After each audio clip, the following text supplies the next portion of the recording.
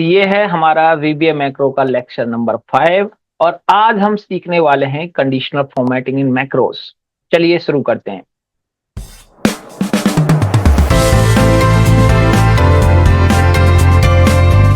Excel में जो आप ऑलरेडी फॉर्मेटिंग कर रहे थे यानी कलर्स, बैकग्राउंड कलर्स या कोई भी बॉर्डर्स, फॉन्ट, जितने भी फॉर्मेटिंग थे उन फॉर्मेटिंग को अगर हमें मैक्रो की हेल्प से करना है तो हम किस तरीके से कोड लिखने वाले हैं ये आज हम सीखेंगे। दूसरी बात, हमें जरूरत क्यों पड़ रही है ये सब चीज करने की जबकि हम जाके एक्सेल में कर सकते हैं। लेकिन मैं आपको बता दूं, जब आप मैक्रो से या वीबीए से ऑटोमेट कर रहे हैं एक्सेल शीट को, तो हर सिंगल टास्क, चाहे आपका कर्सर यहां से यहां भी शिफ्ट करना है, वो भी आपको कोडिंग से ही करना होगा, क्योंकि आप वो मैनुअल करने नहीं आएंगे।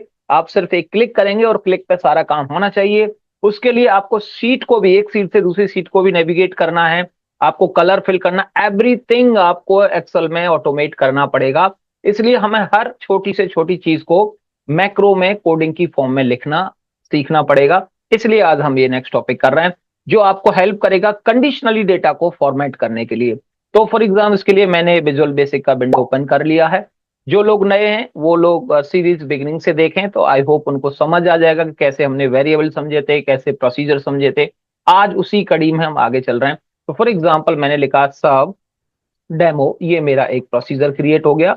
ओके, मैं चाहता हूं किसी भी सेल पर फॉर्मेटिंग अप्लाई करना। तो अब बिकॉज इस सब के लिए कोड कैसे याद रखें, जैसे एक्सेल में हम कहें हर चीज का शॉर्टकट याद नहीं रख सकते, आपने जो पॉपुलर चीजें उनका याद रखा है, उसी तरीके से मैक्रोज में हर चीज का कोड आप याद नहीं रख सकते, ठीक है। लेकिन उसका भी हम ट्रिक बताएंगे कि कैसे आप कर सकते हो। तो फॉर एग्जाम्पल ये क्वांटिटी वाला सेल है जिसमें F2 है मेरे पास सेल। मैं चाहता हूं इसको हाईलाइट करना है या इस पर कुछ चीजें अप्लाई करना है। चलो इस पर टेस्ट करके देख लेते हैं। F2 मेरा रेंज है, तो मैंने लिखा है रेंज, मैं यहां पर आपको विंडो में थोड़ा सा इसको सामने रखता हूं, रेंज F2, ठीक है, ये मेरी रेंज है। इस पर क्या अप्लाई करना है वो आप लिखेंगे। अच्छा, इसके लिए मैंने लिखा डॉट। डॉट का मतलब है कि आप इस रेंज पर आप नेक्स्ट क्या इंप्लीमेंट करने वाले हैं। जैसे आप वर्ड्स को जोड़ जोड़ के सेंटेंस बनाते हैं ना, वैसे ही मैक्रो में समझिए डॉट कर करके पूरे आप स्टेटमेंट को लिखते हैं, है ना। तो डॉट करते करते जाएंगे, कंडीशन आती रहेंगी आपके सामने। डॉट, अब इस पर अप्लाई क्या करना है, पहले बेस प्रॉपर्टी ढूंढिए आप। अगर आप चाहते हो कि मुझे इसको बोल्ड करना है तो आपको वो फॉन्ट कैटेगरी में मिलेगा, राइट, क्योंकि बोल्ड इटैलिक्स फॉन्ट में होते हैं। ये एक समझने वाली बात है, लॉजिकली ये को रटना नहीं है आपको। अगर आप चाहते हो कलर अप्लाई करना है तो कलर किस पर अप्लाई करना है, फॉन्ट पर करना है या बैकग्राउंड में फिल करना है सेल के अंदर। अगर बैकग्राउंड में फिल करना है तो वो इंटीरियर में आता है, अगर फॉन्ट पे करना है तो फॉन्ट कैटेगरी में आता है, ठीक है। तो फॉर एग्जाम्पल मैं चाहता हूं इसके फॉन्ट पर कलर अप्लाई करना, तो मैं लिखूंगा फॉन्ट। अब फॉन्ट में भी बहुत चीजें होती हैं, ठीक है। फॉन्ट में क्या चाहते हैं आप, इटैलिक्स करना, बोल्ड करना, कलर देना, राइट, ये सारी चीजें आपके सामने आ रही, स्टाइल्स देना, बॉर्डर देना उस पर। तो फॉर एग्जाम्पल मैंने कहा मुझे तो कलर चाहिए, ठीक है। अब कलर में आपको याद होगा कि कलर लिखने के अलग अलग तरीके हैं। ये चीज मैंने फोटोशॉप में सिखाई हुई कि RGB कलर क्या होते हैं, हेक्साडेसिमल कलर्स क्या होते हैं, जो कलर कोड हैं।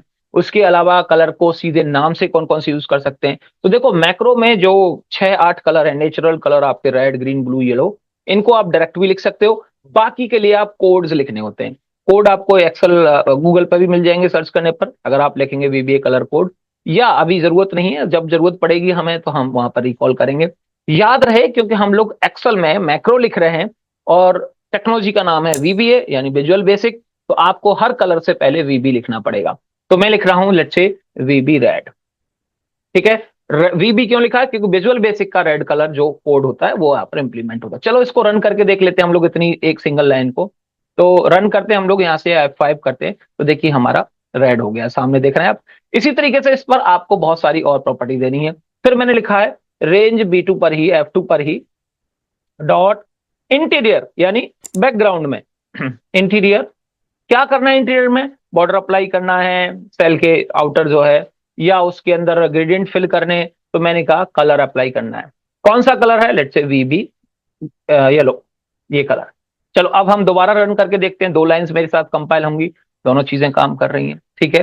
तो इस तरीके से आप सिंपल कर सकते हो। दूसरा फिर मैंने कहा रेंज F2 को डॉट क्या करना है, मुझे फॉन्ट में जाके बोल्ड करना है, डॉट बोल्ड। अगर आप इतना लिख देते तो चल जाता, लेकिन मैं चाहूंगा इस सेंटेंस को पूरा करो। आप लिखिए ट्रू, मतलब मुझे बोल्ड करना है। बाय डिफॉल्ट फॉल्स होता है, ठीक है, बाय डिफॉल्ट बोल्ड होता ही नहीं है, कोई भी सेल में आप वैल्यू डालते हैं तो करना पड़ता है बोल्ड आपको, कंट्रोल B करके। तो ये आपको बोल्ड भी करके देगा कंटेंट को।